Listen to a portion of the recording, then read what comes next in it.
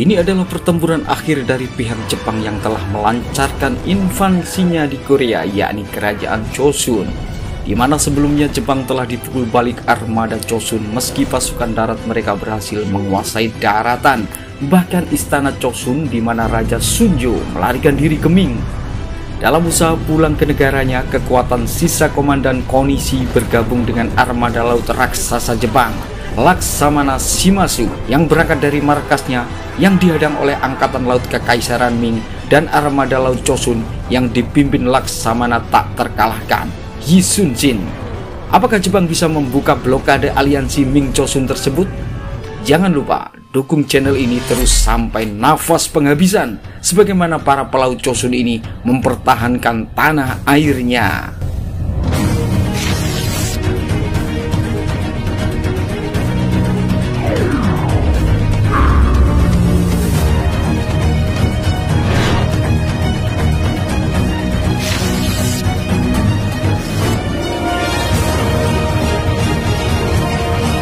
Saat itu pemimpin Jepang, Toyotomi Hideyoshi, yang sakit juga karena usia, memberi perintah akhir penarikan semua pasukannya di Korea, di mana telah terjadi invasi selama 7 tahun di semenanjung itu, dan juga karena kebuntuan perang. Meski Jepang menguasai seluruh daratan Korea, tapi Angkatan Laut Chosun selalu bisa memukul mundur armada Jepang. Sayangnya kematian Toyotomi ini sementara dirahasiakan demi politik Tokugawa Ieyasu dan kawan-kawannya, hingga perintah itu ditunda hanya berupa isu-isu tak jelas. Salah satu armada Jepang terkuat yang ada masih bertahan di Chosun membangun benteng Yogyo di Suncheon, tiap saat memberi sinyal asap untuk minta bantuan armada lainnya yang banyak bertahan di pulau-pulau luar Jepang yang dekat Chosun. Tanur tinggi itu juga untuk pembakaran mayat korban perang. Mereka tidak bisa keluar laut lepas untuk pulang ke Jepang karena diblokade Angkatan Laut Gabungan Chosun dan Kekaisaran Ming. Komandannya Laksamana Konishi berusaha menyuap pimpinan aliansi Chosun Ming, yakni Jenderal Chen Lin, agar melonggarkan blokade mereka agar bisa lolos dan pulang ke Jepang. Mengingat isu beredar Toyotomi telah memandatkan penarikan pasukan dari Chosun, ditambah tak ada bantuan pasukan baru untuk mereka di sana. Laksamana Gwonjun mengatakan pada Laksamana Yi Sun-shin agar membiarkan Konishi dan armada Jepang lainnya untuk pulang ke negaranya. Tapi Yi Sun-shin menolak, karena jika mereka dibiarkan begitu saja balik, mereka akan datang lagi membawa pasukan baru. Hari itu, utusan Konishi menghadap Jenderal Chen Lin untuk menyampaikan pesan bahwa Konishi akan memberi imbalan lebih bagi Panglima Laut Gabungan Chosun Ming itu bila armada Laut Ming tidak ikut blokade Laksamana Yi Sun-shin. Apalagi perang ini sudah nyata kegagalan Jepang untuk penaklukan Chosun. Perang sudah selesai. Kenapa Konishi tak menyerah saja, kata Jenderal Chen. Utusan itu menjawab, Konishi yang mengutusnya menawarkan perdamaian yang saling menguntungkan, tetapi bukan untuk menyerah. Jika dipaksakan perang, Ming akan mengalami kerugian banyak karena armada Konishi masih kuat dan besar. Yang paling menolak adalah Wakil Komandan Den Zilong. Ia mentah-mentah tak sudi berdamai dengan Konishi. Konishi tahu Chen Lin adalah Jenderal Ming yang tamak dan ambisius menjilat kaisar. Ia akan cari agar Chen Lin bisa disuap. Junsa, mata-mata Chosun yang berdarah Jepang ini, melihat pergerakan kapal Jepang menuju dermaga Jenderal Chen Lin. Ia segera melapor pada Laksamana Yi Sun-shin. Yi Sun-shin sudah menyangka jenderal ini menerima suap karena selama ini mempengaruhinya untuk membuka blokade laut Chosun. Yi Sun-shin sempat mengatakan jasa Junsa selama ini sudah banyak. Jika ia ingin pulang ke Jepang dipersilahkan. Tapi Junsa menjawab, ia akan pulang nanti saat perang telah berakhir.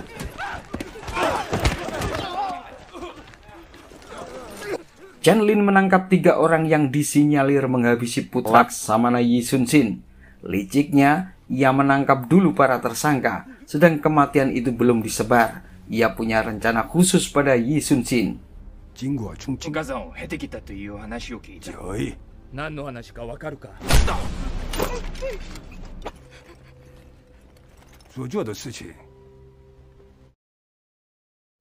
Jenderal Chen Lin menerima pesan intelijennya yang melaporkan Jenderal Liu Ting telah menerima suap dari Konishi. Maka dia tidak ikut dalam perang di darat saat berhadapan dengan Konishi sebelumnya. Jenderal makin goyah. banyak rekan perwiranya yang telah bekerja sama dengan kondisi. Apalagi perang bisa dikatakan telah selesai, hanya tinggal kepulangan Jepang yang masih dihalangi Laksamana Yi Sun-shin. Raja Sunjo geram kenapa benteng kondisi tidak bisa direbut oleh Yi Sun-shin. Tapi sang menteri menjawab, pasukan Jepang sebenarnya sudah mau pulang ke Jepang, tapi Laksamana menginginkan mereka menyerahkan diri ke Laksamana atau mati. Yi Sun-shin sengaja mengintimidasi Jepang agar tertekan di benteng Yogyo dan menyerah. Laksamana Yi Sun-shin melihat kapal bekas Laksamana Lee Yogi. Kapal ini dulu dipakai Laksamana Yogi untuk bertempur dalam perang Imjin kedua. Komandan Laut Chosun waktu itu melarikan diri dan Laksamana Yogi melanjutkannya. Akhirnya ia gugur dalam perang. Kapal ini masih kuat. Yi Sun-shin akan memperbaikinya. Sebagai penghormatan pada Laksamana Yogi, Chen Lin benar-benar ngawur. Utusan Konishi membawa barang-barang suapan yang ia terima di dermaganya. Tapi utusan Konishi menyampaikan hal lagi. Sekalipun armada Ming membuka blokade, yang ditakutkan adalah armada Chosun akan mengejarnya meski di wilayah operasi Ming. Jadi agar jenderal juga membujuk Yi Sun-shin agar lebih kendor dalam penjagaannya. Ternyata kapal yang diperbaiki waktu itu setelah jadi oleh Laksamana diserahkan pada Deng Zilong, wakil komandan pasukan Ming. Yi Sun-shin memberi penghargaan atas sikap tegas wakil jenderal Chen Lin ini yang tidak ada kompromi dengan Jepang. Lain dengan atasannya yang desas-desusnya menerima suap dari komandan Jepang, Laksamana Konishi. Putra kedua Laksamana melaporkan ada 3 kapal Jepang penuh muatan barang ke dermaga jenderal Chen Lin. Ajudan jenderal mengingatkan hal yang dilakukan jenderal berbahaya bagi sekutu mereka, yakni Chosun dengan menerima utusan dan muatan musuh di dermaganya. Chen Lin santai saja karena ia merasa bisa mengatur Yi Sun-shin. Saat itu juga Yi Sun-shin mendatangi sang jenderal. Dan Zilong juga melihat pergerakan kapal Jepang dari arah dermaga jenderal Chen Lin.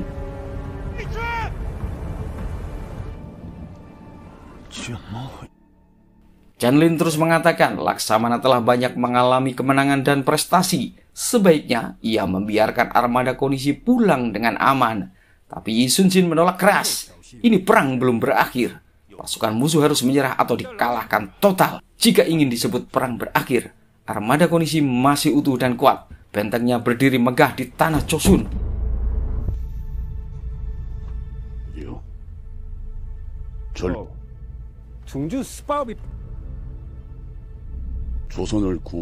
Jenderal hilang kontrol sambil mengacukan pedang pemberian kaisar. Dengan pedang itu kaisar bertitah, siapapun yang menghalangi si pembawa pedang akan dihukum mati.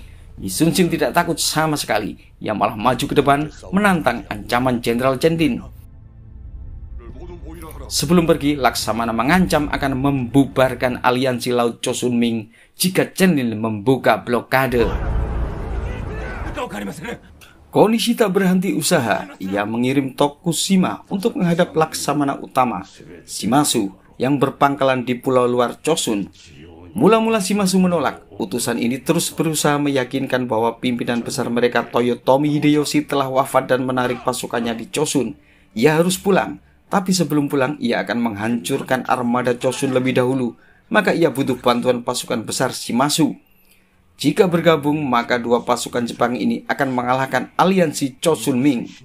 Dan legalah utusan karena Shimazu hari itu juga menggerakkan armadanya menuju Chosun.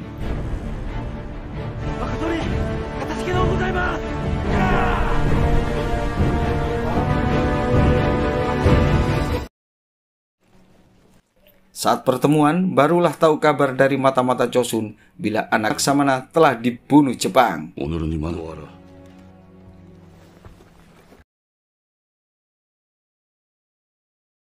Perdana Menteri Ryu Ryung mengirim surat pada Laksamana agar mempertahankan blokade ini demi nama baik Pangeran Guanghai yang digadang Perdana Menteri sebagai raja baru menggantikan Raja Sunjo. Meski ada calon pewaris utama yakni putra mahkota, Yi Sun-shin tak peduli dengan politik istana. Tanpa disuruh pun ia akan tetap menjaga Laut Chosun dan menangkap Konishi hidup atau mati. Malamnya Chen Lin mengundang Laksamana untuk menyerahkan 3 orang pembunuh putranya. Ini agar terlihat jenderal punya jasa pada Laksamana. Dengan itu, ia bisa melunakkan sikap sang Laksamana. 이제 신타우지와 고금도로 돌아가자 합니다. 더 이상의 불필요한 희생은 Tapi di luar dugaan, Yi Sun-shin mengatakan mereka bukan pembunuhnya. Jenderal kesal, ia berkata, apa karena dendam atas kematian anaknya itu membuat Laksamana tak mau berhenti memburu pasukan Jepang? Kalap sang jenderal menghabisi 3 tawanan itu. Junsa mendapat perintah Laksamana untuk mengawasi keberadaan pasukan Konishi karena ia akan berangkat menuju Laut Lepas karena dikabarkan pasukan Shimazu telah menuju Chosun. Hal ini dilakukan agar pasukan Shimazu tak punya waktu bergabung dengan Konishi untuk menyerang Chosun.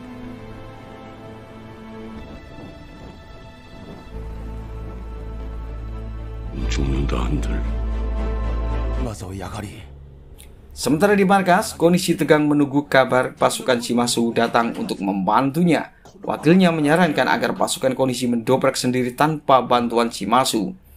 Tapi Konishi tetap pada rencana. Ia yakin bantuan itu akan datang.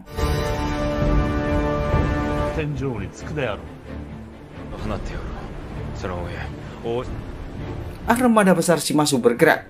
Menjelang fajar, mereka akan sampai di Laut Chosun.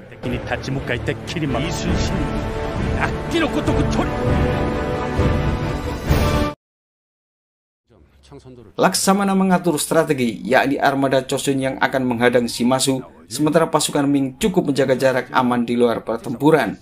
Ini cukup adil. Ming lunak pada Jepang tapi masih posisi membackup dari belakang. Tak disangka pergerakan Yi Sun-shin sangatlah cepat. Pasukan Shimazu telah dihadang meriam saat tengah malam di luar Laut Chosun.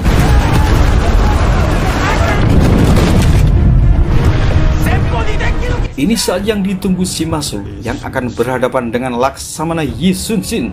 Telah lama ia ingin meringkus Laksamana Chosun yang berhasil memukul mundur para tentara laut Jepang di 2 perang Imjin.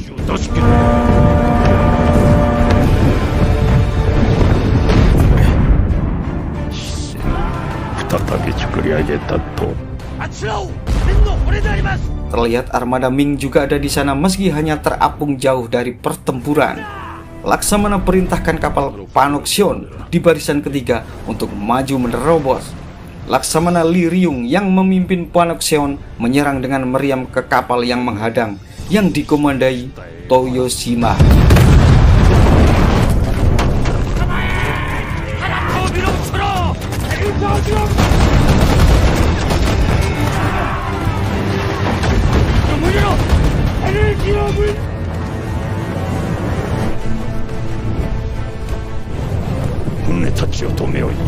Agak kewalahan, Li Ryung perintahkan mundur, tapi dengan melesatkan panah-panah api yang ditujukan untuk kapal Toyoshima, bahkan panah-panah roket senjata era Raja Sejong juga masih dipakai untuk menghajar pasukan Jepang.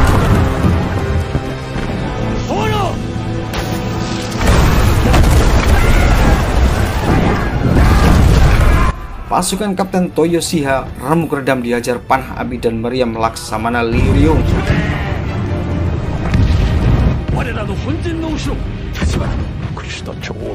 Shimazu memerintahkan Tachibana untuk mengeluarkan meriam hasil rampasan perang Chosun di waktu lalu. Ini hal yang tabu sebenarnya, memakai senjata rampasan untuk melawan pemilik asalnya.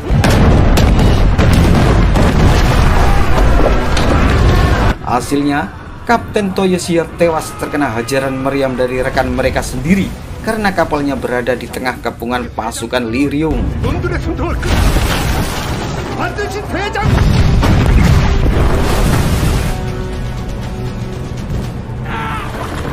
Kapal Makerubane yang kokoh milik Toyoshima pun ambruk tenggelam.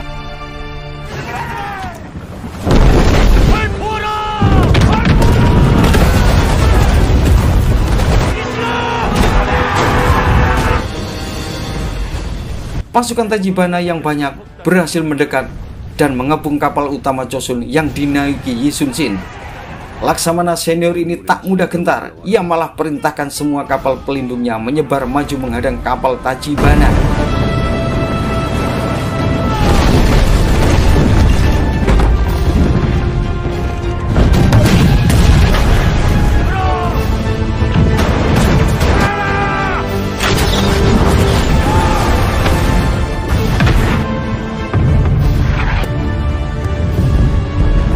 Dari jauh terlihat juga kapal Konishi menuju mereka, meski lajunya terlihat lambat mendekati.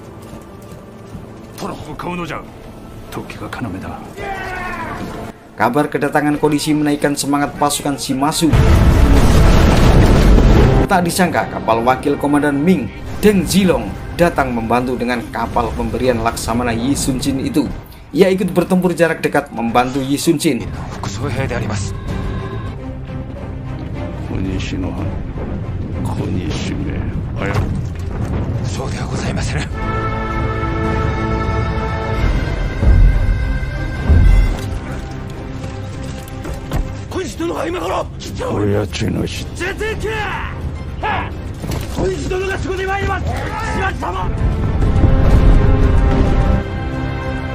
Jenderal Chen Lin melihat kesempatan ini bahwa kapal-kapal Chosun mampu mengobrak-abrik musuh.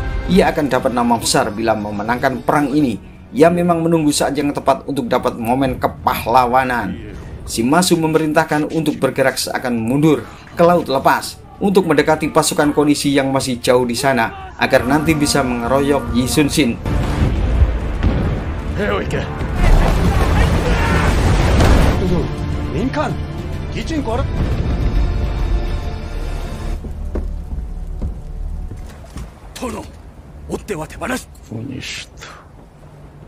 Mula-mula mereka heran mengapa Yi Sun-shin tidak memburunya, tapi saat di tengah kabut, tak disangka tiba-tiba kapal Yi Sun-shin dan lainnya telah ada di samping mereka.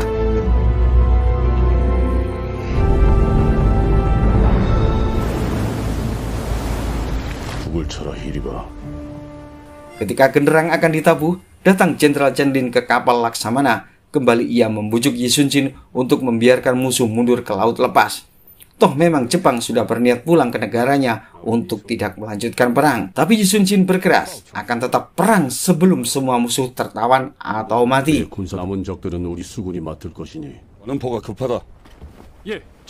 Jadi bentrok antara pengawal Chosun dan Jenderal Chen Lin karena prajurit Ming menghalangi Laksamana untuk turun dari menara. Saat masih beradu saraf, datang kabar kapal Konishi sudah terlihat jelas mendekati pasukan Shimazu. Jenderal kecewa. Konishi ingkar janji bila ada kesempatan kabur ia akan pulang ke Jepang. Tapi kini malah ia akan bergabung dengan Shimazu untuk melawan aliansi. Shimazu berteriak lantang pada tawanannya sendiri yang sebelumnya akan melarikan diri. Jika ingin pulang ke Jepang, itulah jalan mereka ada di depan.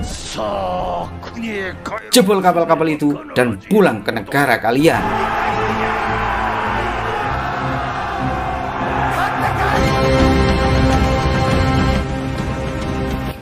Shimazu dengan darah segar pasukan berani mati dari para tawanan mulai mendesak armada Ming.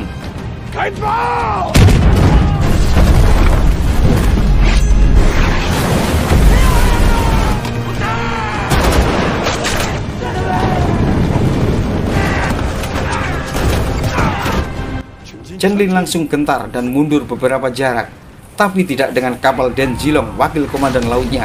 Ia tetap posisi menghadang laju pasukan berani mati Shimazu.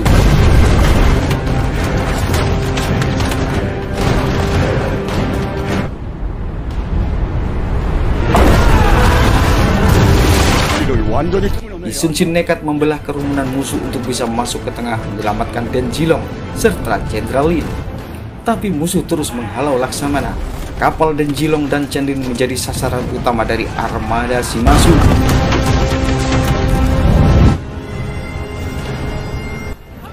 Melihat Yi Sun-shin bergerak dari tengah-tengah menerobos, Shimazu mempercepat ritme perang.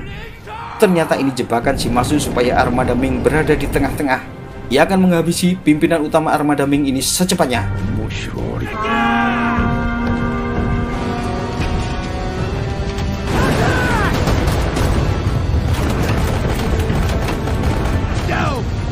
Kapal Den Zilong terus didesak musuh. Juga kapal Chen Lin tampak dikepung pasukan Shimazu.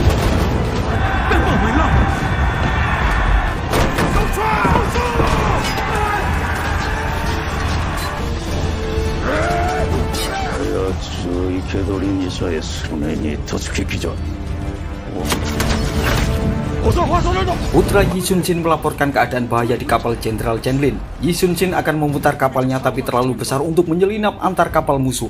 Datang Junsa menawarkan diri karena kapalnya kecil, mudah menjangkau kapal Chen Lin. Ia pun segera bergegas untuk menyelamatkan Jenderal Chen Lin. Shimazu sengaja melonggarkan pertahanan untuk memancing Den Zilong naik ke kapalnya. Komandan tua ini berusaha menuju Shimazu, tapi ia keburu dihadang Kapten Jepang.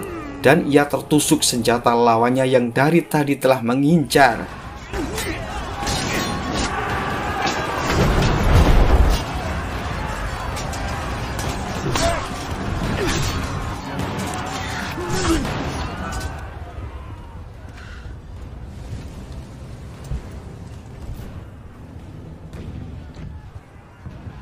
Chen Lin dalam bahaya besar, tapi tiba-tiba datang Junsa mengacaukan situasi.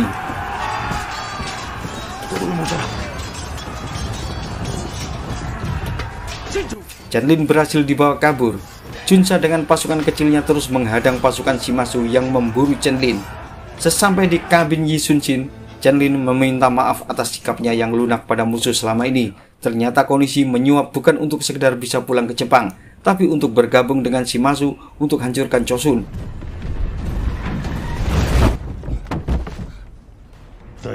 Junsa yang kelelahan dan terluka ditanya Shimazu, kenapa ia orang Jepang tapi malah memihak Chosun?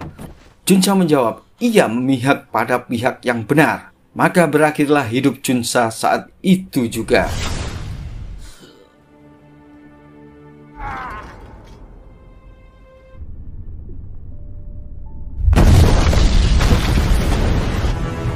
Kondisi ternyata belum juga datang bergabung. Wakil Komandan Shimazu memberi saran mundur selagi ada celah ke laut bebas. Tapi Shimazu malah memerintahkan mendekati kapal utama Chosun. Dengan menangkap Yi Sun-shin, perang ini akan berhasil dimenangkan olehnya. Pasukan Kapten Satsuma maju dari barisan belakang pertahanan, berganti garis depan.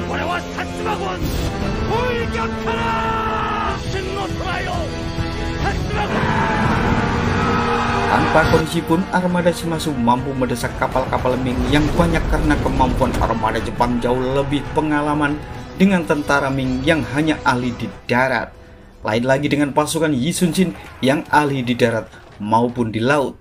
Pasukan Chosun kini malah sibuk melindungi kapal-kapal Ming dari gempuran pasukan Shimazu yang mulai naik ke kapal-kapal Ming. Pertempuran sengit yang dibarengi tembakan serta meriam Jepang terus berlangsung hingga fajar menyingsing.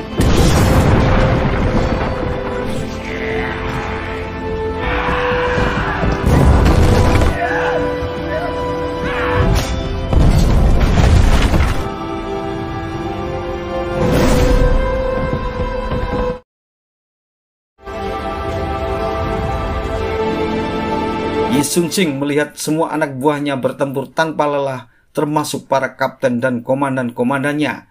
Ia begitu bergetar dengan semangat juang mereka demi negara, lain dengan pasukan Ming yang hanya mendompleng situasi perang ini.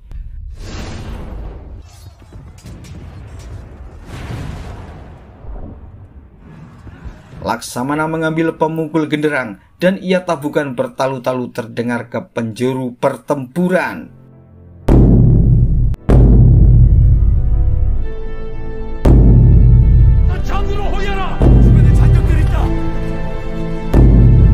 Para kapten melihat pucuk pimpinannya itu dari jauh. Mereka tahu Laksamana menabuh genderang ini untuk menyemangati pasukan agar tidak kendor dalam bertempur. Semua bersemangat, termasuk Jenderal Ming dan anak buahnya.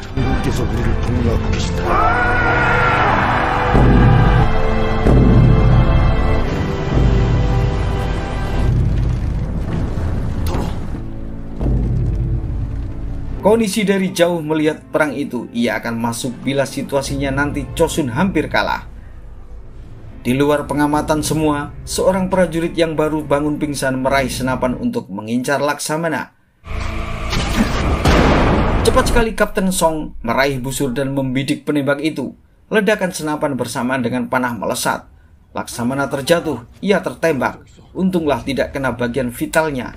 Laksamana memaksa untuk bangkit lagi dan melanjutkan menabuh genderang untuk menyemangati pasukannya. Ia memberi perintah pada semua kapten agar tetap maju bertempur.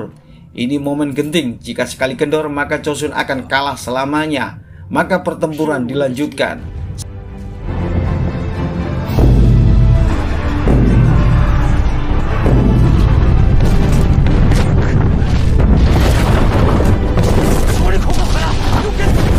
Saat itu terdengar tembakan senapan lagi.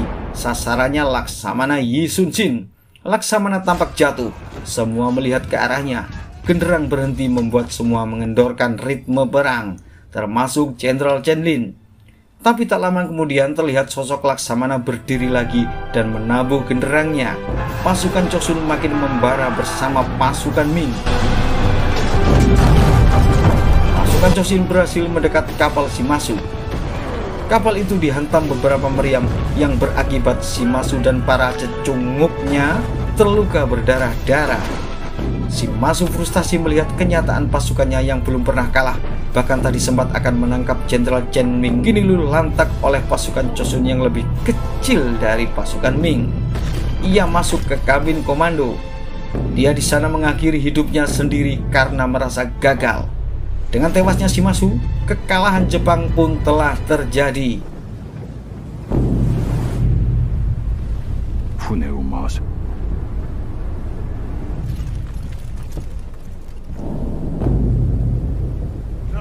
Jenderal menuju kapal Yi Sun-shin untuk memberi selamat. Tapi betapa kagetnya, ternyata yang memukul genderang tadi adalah putra kedua Laksamana yang memakai atribut ayahnya untuk memukul genderang.